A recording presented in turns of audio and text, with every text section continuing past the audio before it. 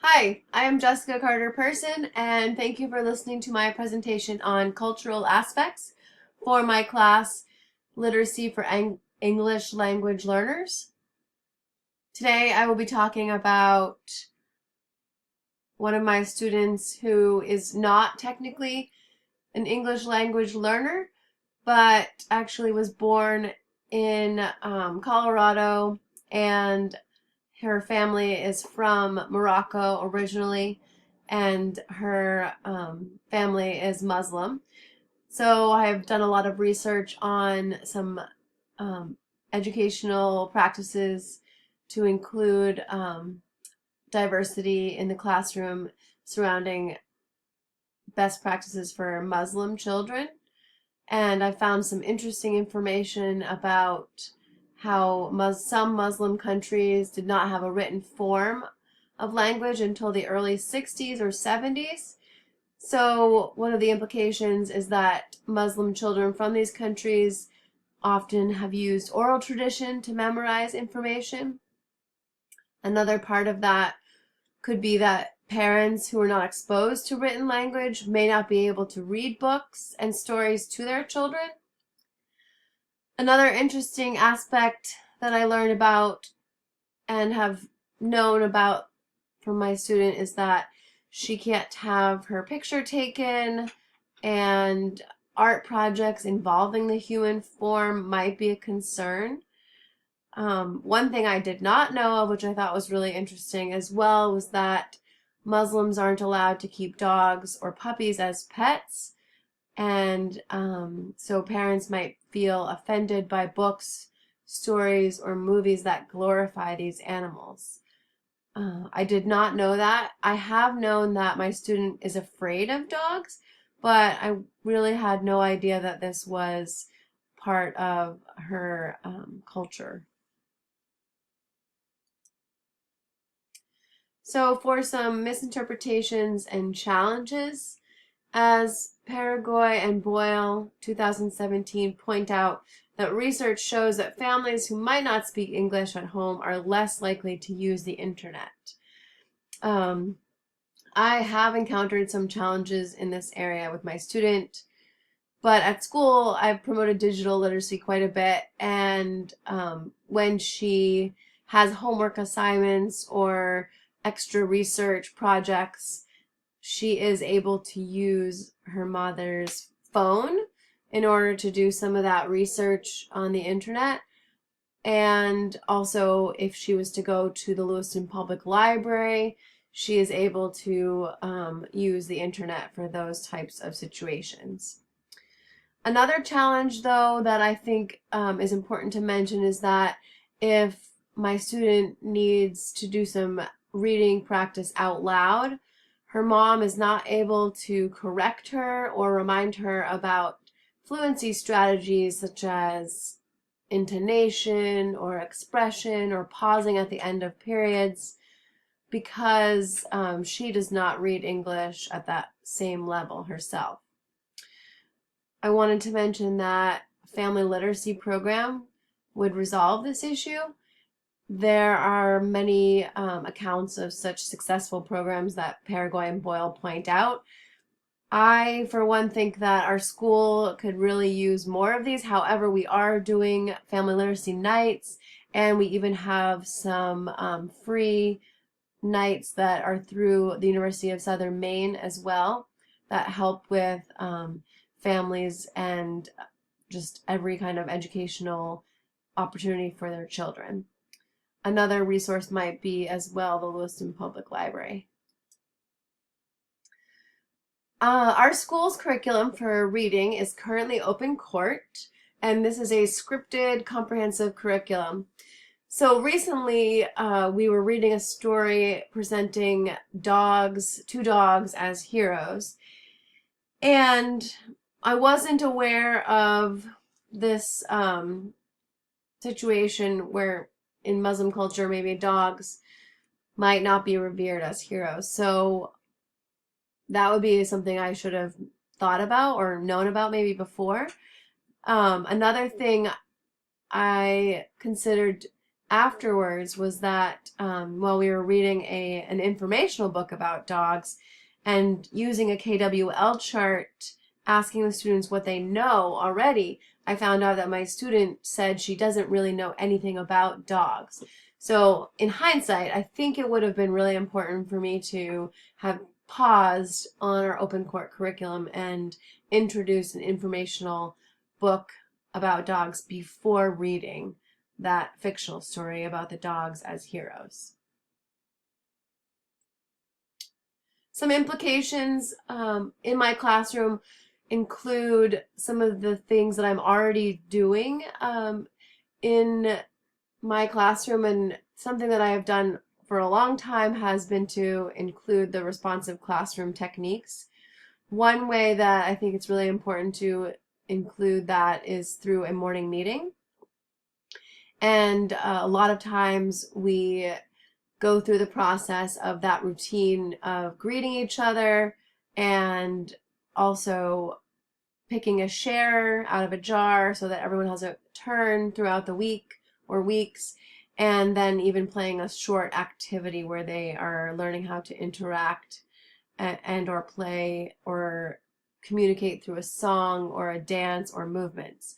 One way that I think we have really welcomed our student is by learning how to say hello in her language. Also, we've used different types of greetings such as waving and hand gestures to communicate hello, and in a traditional sense such as a handshake or a high five, but also with just other ways of putting your hands up in the air and following along with the next person. And another connection signal is sort of to create that hang loose signal and to tell people through that signal, oh yeah, I share the same thoughts, or I have shared a similar experience. Another important aspect of the responsive classroom is to really set clear goals, expectations, and daily routines. And I thought this was an important part of welcoming ELLs to the classroom by using conversations, pictures, and words from What to Do First.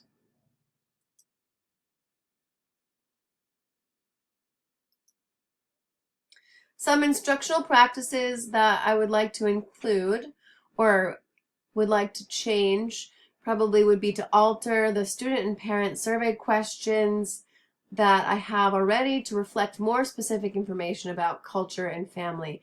I really want to get to know my students and what they do at home, and maybe a little bit more about where they come from, some of their traditions. Also, I think it's important to encourage more peer-assisted learning.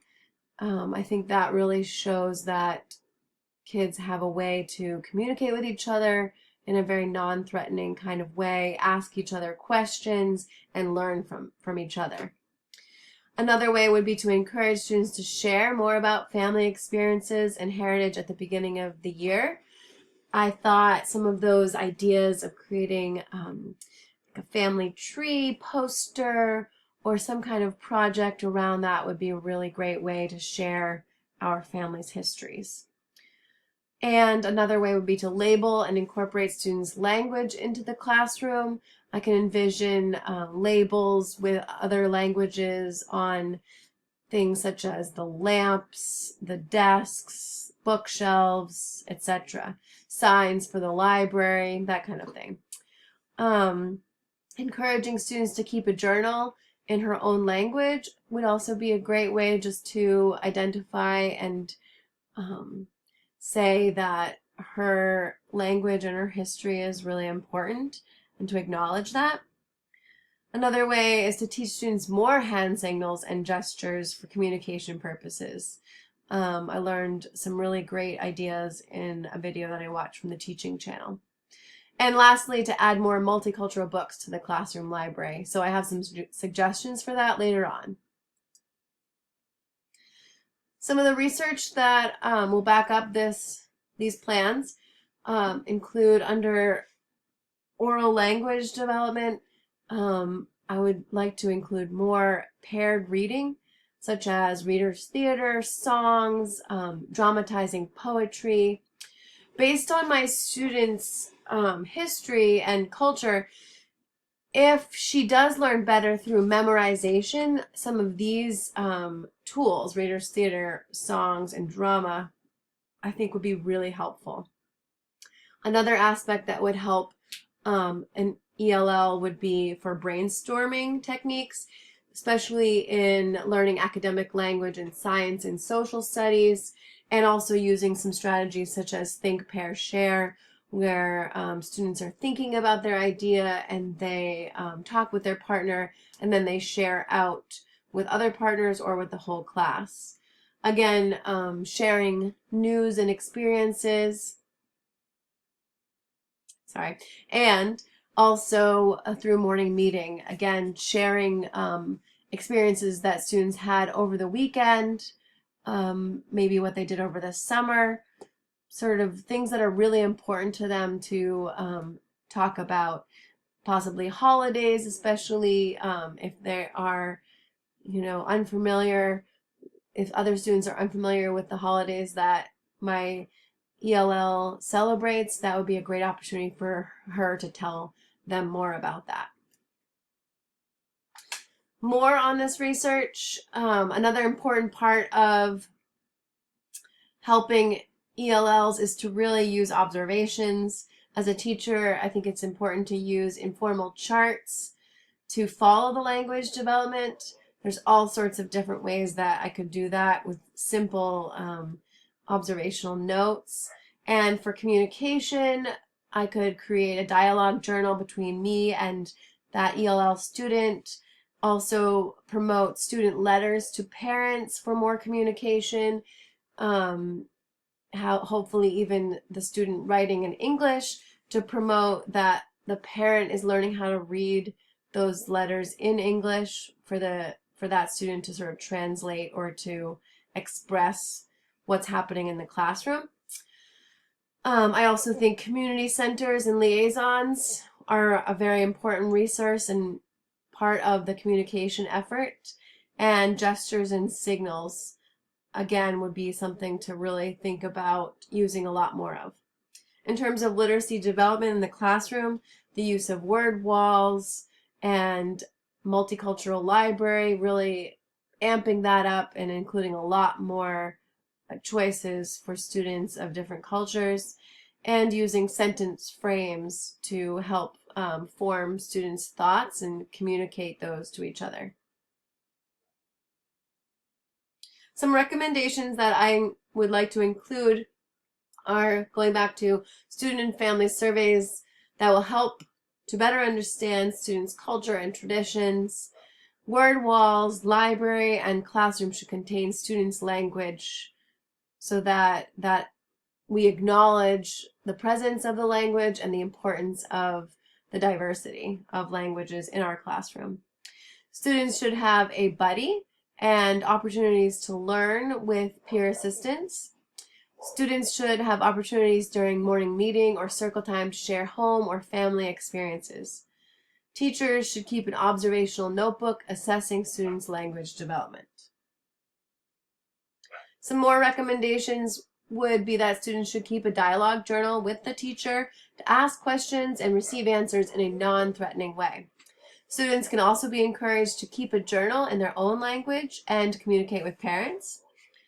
Teachers should teach common hand signals and gestures for the whole class to help give directions and describe the meaning of words. Students should have access to sentence frames to help them participate and communicate with class. These should be up on the whiteboard, or they should be on posters or anchor charts. Students should have access to outside support. So I put Tree Street Youth, which is an organization that I'll talk a little bit more about later.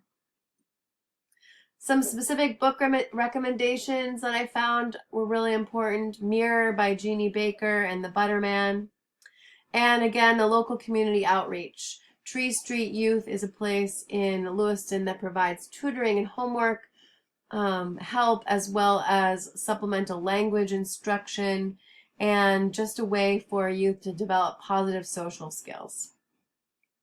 Here are my references. Thank you very much for listening and participating today.